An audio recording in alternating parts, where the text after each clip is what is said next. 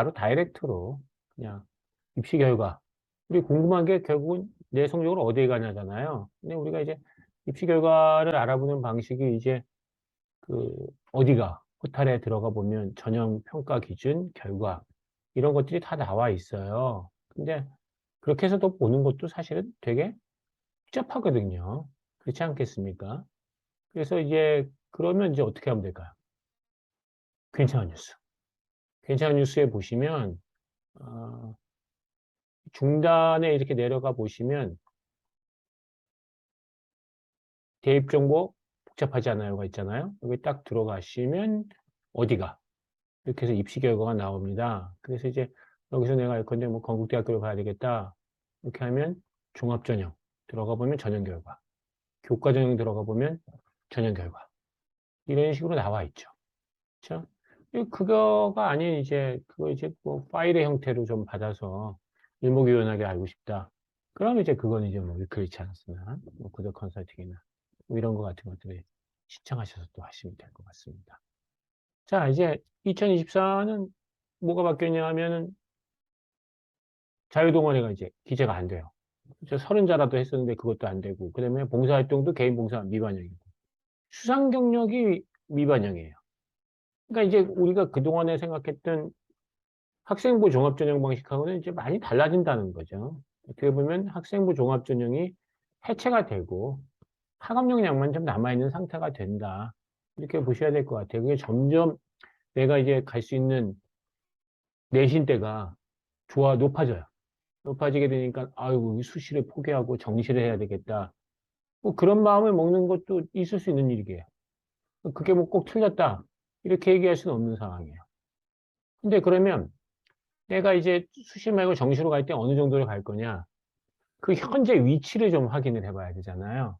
내가 이제 가고 싶은 대학은 있어요. 가고 싶은 대학대가 다 높죠. 1학년 때 고1 상담 잘 안 하는 이유가 그런데 고2 상담하면 아무리 밑으로 내려가봤자 이제 성소한 중 밑으로 내려가질 않아요. 근데 이제 고2 때가 되면 이제 약간 현실화가 되는데 이제 고3 때 내신 다 나왔잖아요. 이제 3월 모의고사를 보잖아요.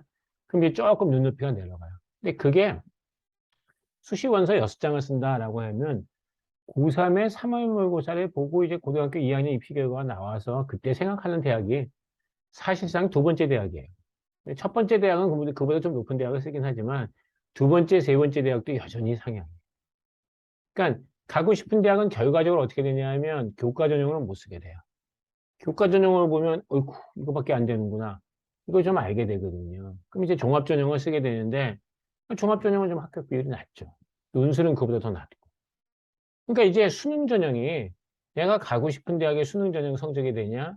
내가 가고 싶은 대학과 훨씬 떨어지는 형태, 결국 갈 수 있는 정도 대학의 수능 전형 점수밖에 안 되냐?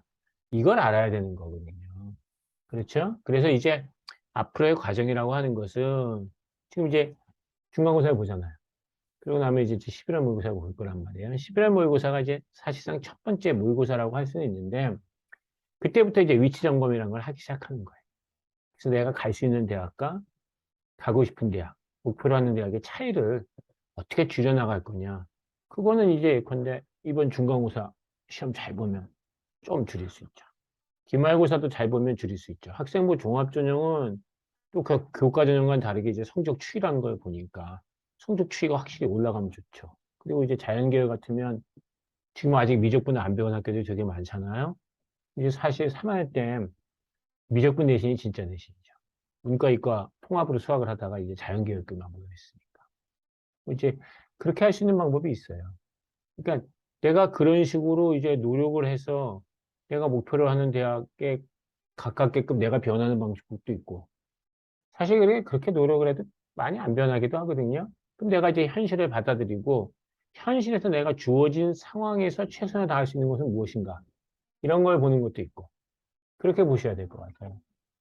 그래서 사실 그 수험생의 역할이 있고 학부모의 역할이 있는데 학부모의 역할에서 가장 중요한 건 뭐냐라고 놓고 보면 학생과의 소통.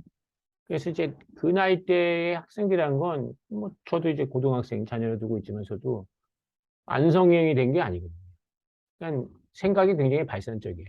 어떤 때는 굉장히 근자감이 있는 것 같아 보이기도 하지만 또 어떤 데는 굉장히 또 자기 비하가 되어 있기도 해요.